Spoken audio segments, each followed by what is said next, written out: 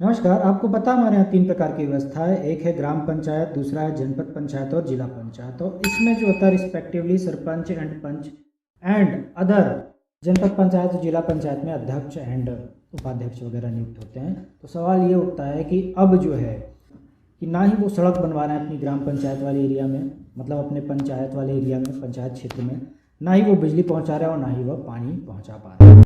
तो आखिर अब क्या होगा, क्योंकि ये काम तो कर नहीं रहे हैं। तो बोलते हैं इनके खिलाफ जो है वो एक्शन लिया जाएगा। और एक्शन क्या लिया जाएगा कि सड़क, पानी और बिजली एंड अदर जो काम नहीं कर पाने के कारण, भ्रष्टाचार करने के कारण, गलत जो है वह धर्म, जाति, लिंग भेदभाव करने के कारण, इसके अलावा मामा, चाचा, दादा, फूफा, फूआ इत्यादि को जो है ना ये पहुंचा रहे हैं अपना क्या फ़ायदा, तो इनके खिलाफ लाया जाएगा नो कॉन्फिडेंस विश्वास जो कि अगर सरपंच और कर रहे हैं तो धारा 21 के तहत लाया जाता है। और अगर जनपद पंचायत का अध्यक्ष या उपाध्यक्ष कर रहा है तो 28 के तहत जोड़ना है, साथ जोड़ना है। आप देख रहे हैं इसमें 7 जोड़ दीजिए, इसमें 7 जोड़ दीजिए, पता चल जाएगा क्या है, आपको पता चल जाएगा क्या है। वैसे ही साथ कहाँ जोड़ना है। 21 28 के बाद आता है जिला पंचायत का अध्यक्ष अगर कुछ गड़बड़ी कर रहा है तो हम लोग धारा 35 के अंतर्गत जो है तो 21 28 और 35 के तहत जो है लेके आया नो कॉन्फिडेंस मोशन, अविश्वास प्रस्ताव। क्यों लाया जा रहा है?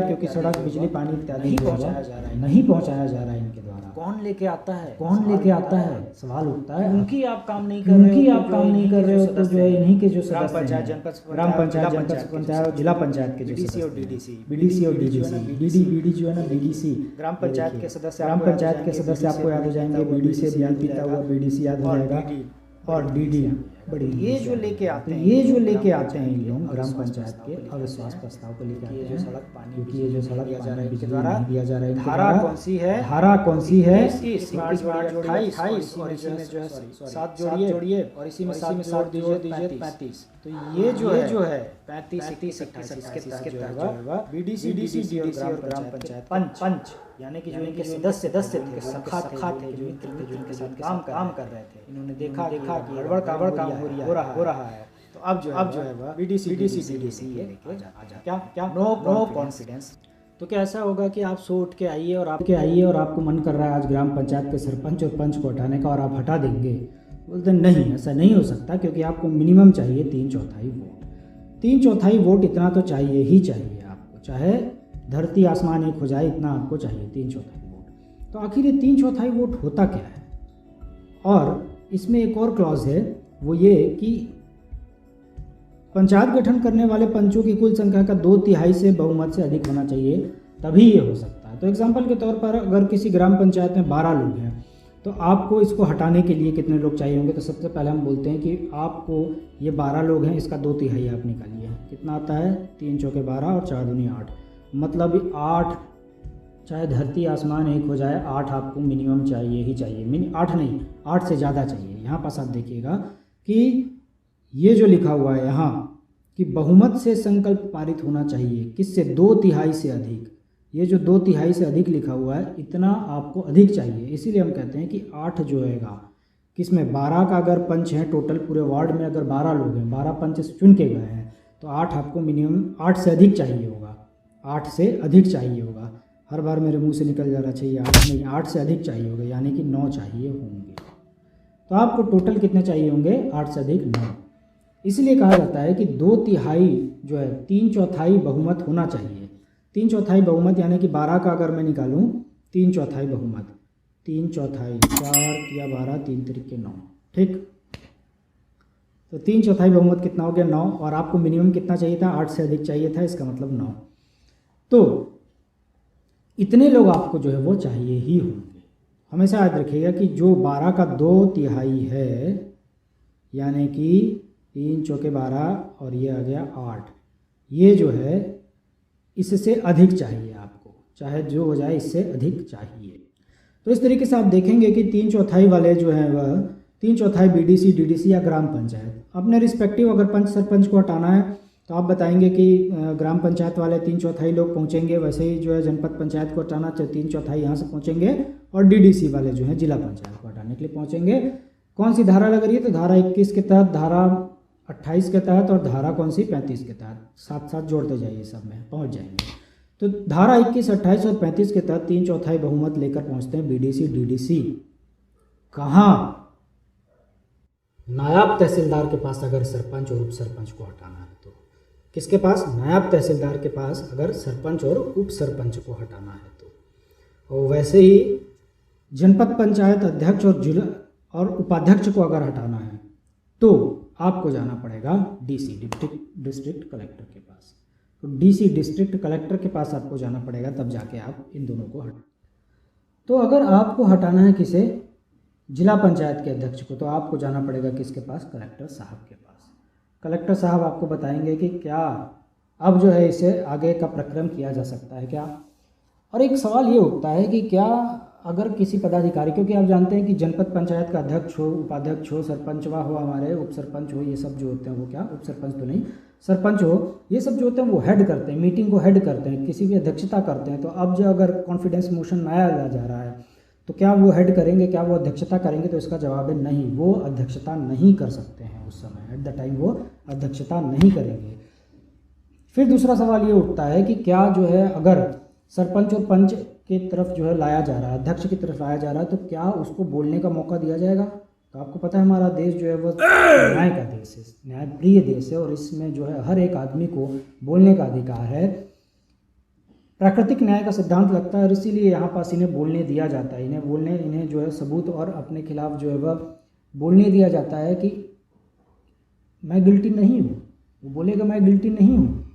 एक अंतिम सवाल ये उठता है कि अगर पंच सरपंच को जो है ऐसा लग रहा है कि नहीं यार कुछ गड़बड़ है, हमको जो है इन लोग बेवकूफ़ बनाए हैं और हमारे खिलाफ ये नहीं होना चाहिए, तो 7 दिन के भीतर आप चले जाइए कलेक्टर साहब के पास। कलेक्टर साहब जो है वो समाधान करेंगे आपका 30 दिन के अंदर। तो 7 दिन के भीतर इनको जाना पड़ता है, जिसके खिलाफ भी नो कॉन्फिडेंस यानी कि अविश्वास प्रस्ताव धारा किसके तहत 21, 28 और 35 के तहत साथ साथ जोड़ते जाइए तो लाया गया है। तो उनके वो जो है वो क्या जा सकते हैं कितना 7 दिन के भीतर, और 30 दिन के भीतर वो चला जाएगा लेने के लिए। तो अगर मैं ये कहता हूँ कि सरपंच और उप सरपंच को हटाया जा रहा है और अब मेरे को अपील करना है, सरपंच और उप सरपंच को हटाया जा रहा है और अब जो है अपील करना है, तो 7 दिन के भीतर आपको पता चल गया कलेक्टर साहब के पास जाएंगे। उनको जिला पंचायत के अगर और जनपद पंचायत के अध्यक्ष उपाध्यक्ष को हटाऊंगा तब क्या होगा? क्या कलेक्टर ही करेगा उसका निर्णय?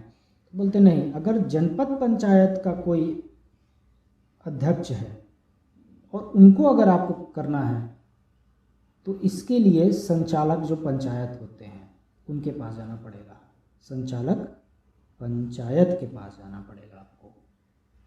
कितने दिन के भीतर? 10 दिन के भीतर आपको जाना पड़ेगा संचालक पंचायत के नाम। कितने दिन बताते हैं? 10 दिन। यहाँ में 10 दिन और यहाँ 7 दिन। और वैसे ही जब जिला पंचायत के अध्यक्ष और उपाध्यक्ष की बारी आती है तो 15 दिन का टाइम लगता है यहाँ पास। कितना? 15 दिन का टाइम लगता है। वापस से देखिए कि अगर आपको 7 दिन के भीतर यहाँ, 10 दिन के भीतर यहाँ और 15 दिन के भीतर यहाँ जाना है। यहाँ जाना आपको संचालक पंचायत के पास और यहाँ जाना है कलेक्टर साहब के पास। देखिए पंचायती राज मंत्रालय में आप देखेंगे कि जो जिला और एरिया वहाँ पास एक अलग से पोस्ट बनाई जाती है संचालक पंचायत की। ये भी काफ़ी जो है वह हुनरमंद व्यक्ति होते हैं। वैसे ही सेम जो होता है जब जिला पंचायत की अध्यक्ष और उपाध्यक्ष को की अपील करना है, गड़बड़ हो गया उनके द्वारा, तो उस समय ये डायरेक्ट जाते हैं स्टेट गवर्नमेंट के पास, ना इधर ना उधर, डायरेक्ट स्टेट गवर्नमेंट के पास जाते हैं, यानी कि राज्य सरकार के पास, भूपेश काका के पास। तो काका जी के पास चले जाएंगे, राज्य सरकार के पास चले जाएंगे 15 दिन के भीतर।